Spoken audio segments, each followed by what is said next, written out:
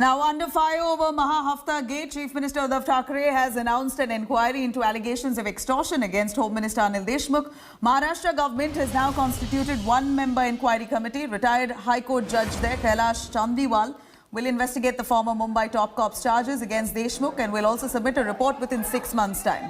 A committee will investigate whether there is any evidence to prove any misconduct by the Maharashtra Home Minister or any of his staff members. In fact, the probe panel will also examine if there is a need for an inquiry by the Anti-Corruption Bureau against Anil Deshmukh and his staff. Remember, former Mumbai Commissioner Parambir Singh had written to Chief Minister Uddhav Thackeray earlier this month.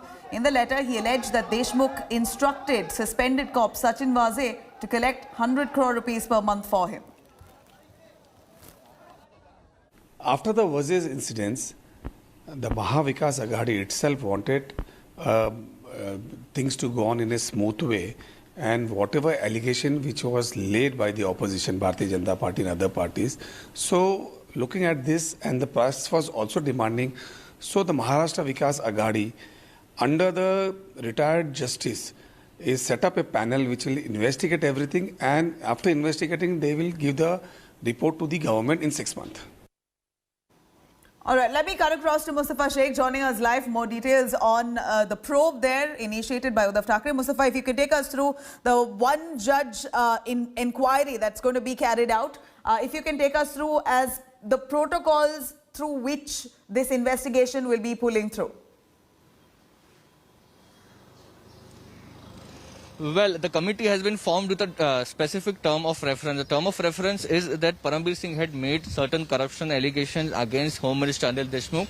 The inquiry will have to find out whether there is any evidence in the allegation which has been made by Parambir Singh. The second the terms of reference for this inquiry is that whether there is a need for Anti-Corruption Bureau or any other agency to investigate this case further. Now, what will happen? The initial thing would be to call Parambir Singh in front of this committee. His statement will be recorded. He will have to submit all the evidences, and based on that, the committee will verify and record statements of Anil Deshmukh, his staff, and those policemen who have been mentioned by Parambir Singh in his statement. Now remember that Sachin Vaze's statement cannot be recorded in this committee's inquiry report because he is under arrest. So what will happen in that case, we'll have to look forward.